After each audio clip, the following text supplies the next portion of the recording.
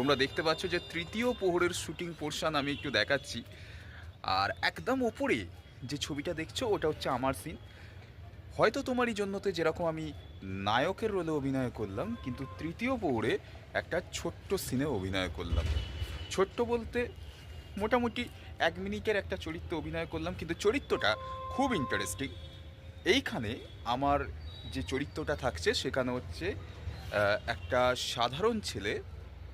সাধারণ ছেলে বলতে এরকম ছেলে যার খাওয়া পড়ার চিন্তা নেই, যার মা বাবা নেই, একটা পায়েতে জুতোও নেই। সে যখন যেখানে পারে খায় দায়, যেখানে পারে শুয়ে পড়ে। কেউ খেতে দিলে খায়, না খেতে পেলে না খায়, যেখানে পায় শুয়ে পড়লো, যেখানে পারলো সে চলে গেল। এরকম একটা আমার একটা ক্যারেক্টার।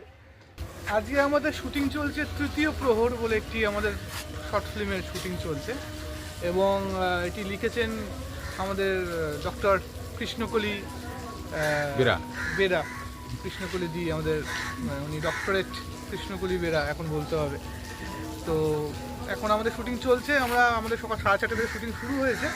আমরা এখানে পুরো টিম আমাদের রয়েছে, জিরো বাজে প্রোডাকশনের টিম রয়েছে। তার মধ্যে পিন্টু দা রয়েছে, নিমাই দা রয়েছে, বিশ্বলাল দা রয়েছে, প্রশান্ত দা রয়েছে এবং রিজু তুমিও রয়েছো।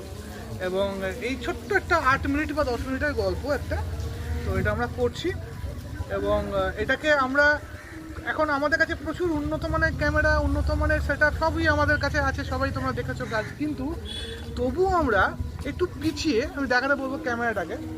এই পুরোনো ক্যামেরার মডেলটা আমরা ইউজ করছি, তার কারণ এই পুরোনো ক্যামেরা মডেলটার মধ্যে একটা অদ্ভুত কালার টোনিং আছে, যেটা আমি ডিএসএলআরেও বলো পাইনি বা অত্যাধুনিক রেডিও বলো আমি পাইনি, যেটা এর মধ্যে রয়েছে। মানে এই পার্টিকুলার এই গল্পের জন্য এই ক্যামেরা? হ্যাঁ, এই গল্পের জন্য এই ক্যামেরাটা 2015-16 সালে আমি কিনেছিলাম। তো আমি ভাবলাম এটাকে ইউটিলাইজ করে দেখা যাক যে কী আউটপুট বেরায়।